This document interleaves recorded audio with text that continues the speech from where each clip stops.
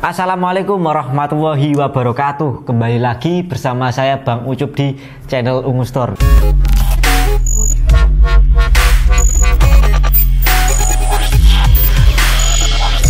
Kali ini saya tidak akan mereview laptop ataupun CCTV ataupun barang-barang lainnya. Nah, kali ini saya akan memberi tips untuk kalian yang mau membeli laptop dalam kondisi second atau kondisi bekas. Apa saja sih yang kita butuhkan atau kita harus mengecek saat membeli laptop dalam kondisi second atau bekas. Nah, simak video ini sampai selesai, oke? Yang pertama memang harus punya uang dulu, sob. Sebelum kalian mau membeli laptop harus punya uang dulu. Nah, untuk selanjutnya yang kedua yakni untuk kalian yang membeli laptop adalah buat apa kalian mau membeli laptop? Apakah kalian mau membeli laptop untuk gaming, editing, ataupun hanya sekedar untuk mengetik? Itu salah satu bagian yang terpenting ya, sob. Ketika kalian mau membeli laptop untuk kegiatan editing atau gaming, tapi kalian membeli laptop dengan seri Intel Celeron ataupun AMD A8 atau A6, itu tidak pas. Karena untuk Intel Celeron ketika kita buat editing atau gaming itu tidak akan mampu untuk memenuhi kebutuhan kita. Saran saya untuk membeli laptop dari Intel itu yang minimal i5 yang sudah pakai VGA. Untuk kalian yang AMD itu bisa ambil yang Ryzen 5 ataupun Ryzen 7. Nah, untuk singkatnya atau intinya ya, sob, untuk aplikasi yang sering kalian pakai itu apa? Misal ada Premiere ataupun Corel. Misal yang Premiere itu tahun 2019, spesifikasi ada yang sudah pakai VGA minimal 1650 lah. Kalau Ryzen untuk VGA bawaannya sih sudah oke. Misal Ryzen 5 ataupun Ryzen 7 itu VGA-nya udah kuat lah untuk kegiatan yang editing ringan ataupun gaming ringan, dan RAM-nya minimal 8 GB yang pastinya storage-nya sudah pakai SSD. Selanjutnya yang kalian cek untuk membeli laptop dalam kondisi bekas adalah fisiknya ya, sob. Saat membeli laptop tapi kondisi fisiknya lecet-lecet banyak itu mending di skip aja, minimal 75% atau 85% lah, sob.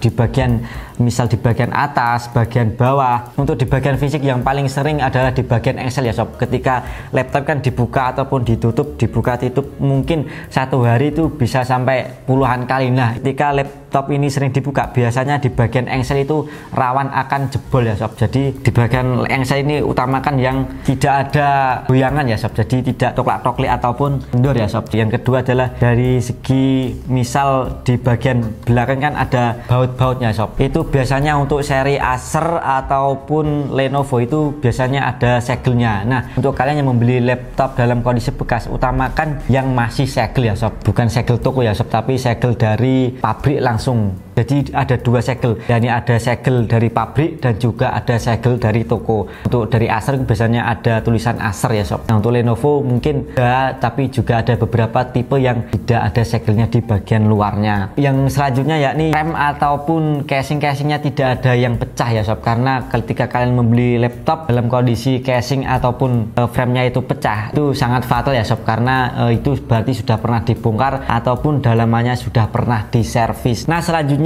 di bagian LED, jangan sampai kalian membeli laptop dalam kondisi LED pecah ataupun garis ya, sob. Karena LED laptop itu harganya lumayan mahal, kisaran sampai 1 jutaan. Itu yang biasa. Misal LED-nya sudah pakai IPS ataupun pakai panel OLED, itu harganya mungkin bisa seharga laptop itu sendiri ya, sob. Nah, untuk cara mengeceknya cukup kalian ganti wallpapernya, misal ganti warna putih ataupun ganti warna hitam. Nah, itu biasanya langsung kelihatan apakah LED-nya itu dot pixel atau cah atau garis atau yang lain-lain ya, sob. Kalian bisa mengeceknya sendiri dengan teliti. Part selanjutnya yang kalian bisa cek adalah di bagian SSD ataupun harddisk. Nah, bagaimana caranya? Kalian bisa langsung download aplikasi HDD Sentinel. Nah, kalian bisa cek di situ apakah kesehatan harddisknya itu 100%, performanya 100% ataupun 50% atau 40%. Nah, karena saya untuk membeli laptop dalam kondisi SSD ataupun harddisk itu minimal 98 sampai 100%, karena ketika umur harddisk itu sudah 80% atau ke bawah atau 75% itu mengganggu dari segi performanya. Ketika kalian buka multitasking, buat browsing itu akan lemah ya sob, akan istilahnya loading lama, lola. Untuk part selanjutnya yang bisa kalian cek sendiri ya sob adalah di bagian keyboard, karena keyboard merupakan salah satu part yang mungkin sangat riskan ya sob, karena sering buat kita untuk mengetik itu bagian keyboard. Nah, untuk kalian bisa mengecek dengan menggunakan keyboard test. Nah, itu kalian bisa install ataupun secara online kalian bisa cek apakah keyboardnya berfungsi semua, berfungsi normal atau ada yang tidak bisa. Nah, part selanjutnya yang bisa kalian cek adalah di bagian baterai ya sob, karena untuk laptop dalam kondisi second yang umurnya 3-4 tahun itu biasanya baterainya itu rawan akan drop ya sob. Jadi kalian pastikan maksimal di umur 2-3 tahunan lah itu kondisi baterai masih lumayan oke. Nah, ketika kalian membeli laptop kondisi second 3 tahun sampai 4 tahun bahkan sampai 5 tahun itu pasti baterainya sudah mulai drop dan sudah minta diganti ya sob. Nah, untuk harga baterai mungkin harganya lumayan mahal sih.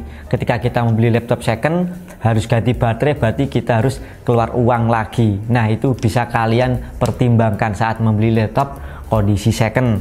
Ngecek kondisi baterainya lewat aplikasi CMD ya sob. Nah, otomatis ada letak filenya ya sob. Jadi di user C baterai, nah itu tergantung laptop kalian ya sob. Nanti soalnya foldernya itu berbeda-beda. Nah, ini untuk hasil laporannya. Misal di sini kan tertera kapasitasnya 48.000 dan full charge-nya 44.000. Jadi jangan sampai separuhnya dari 48.000 ya sob ketika kalian membeli laptop dan mengecek baterainya. Misal di sini kan 48.000. Nah, di full charge-nya ini 24.000. Berarti itu sudah separuhnya. Jadi mending di skip dulu ketika baterainya itu sudah kurang dari 50%. Atau kalian bisa ambil, cuman kalian harus minta nego lagi ya sob untuk membeli baterai.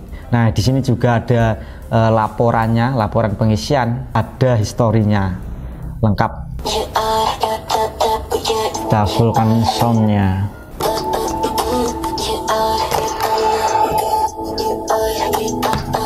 Jangan sampai ada suara sember-sember ya sob di speakernya. Kemungkinan kalau sember itu biasanya bagian speakernya udah ngeprek.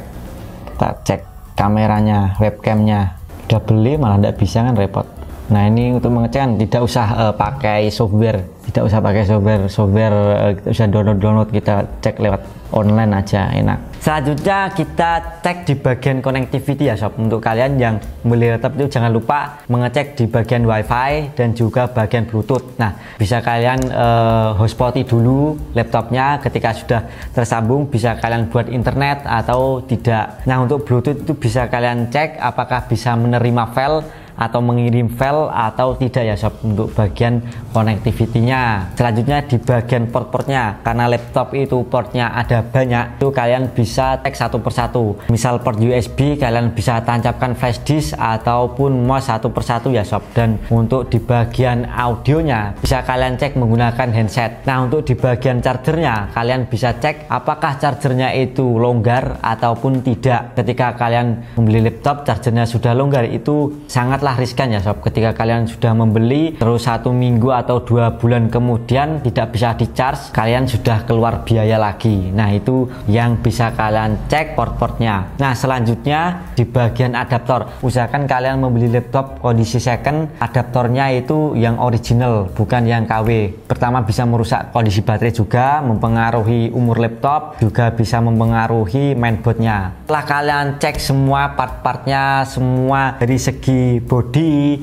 sampai ke bagian LED ataupun bagian yang lainnya, kalian bisa lanjut di harga ya sob. Jangan sampai kalian tergiur dengan harga yang lumayan murah, harganya misal 1 juta tapi LED-nya pecah ataupun keyboardnya juga bermasalah, laptopnya tidak bisa booting. Jangan sampai, karena itu percuma, membuang-buang uang. Dan untuk kalian yang mau membeli laptop di marketplace ataupun online, usahakan kalian membeli laptop memiliki rating tinggi ya sob, dan ulasannya juga bagus, tingkat penjualannya mungkin tinggi, bintangnya dikasih 5 semua. Nah, itu juga bisa menjadi referensi kalian semua. Nah, itu adalah sekilas dari tips saya ketika kalian mau membeli laptop kondisi second ya sob. Jika video ini terasa bermanfaat, silahkan kalian share ke teman-teman kalian, dan jangan lupa kalian like dan subscribe ya sob. Jika ada kata-kata yang kurang tepat, bisa kalian tambahkan di kolom komentar. Sekian dari saya, salam Mustur, your IT solution.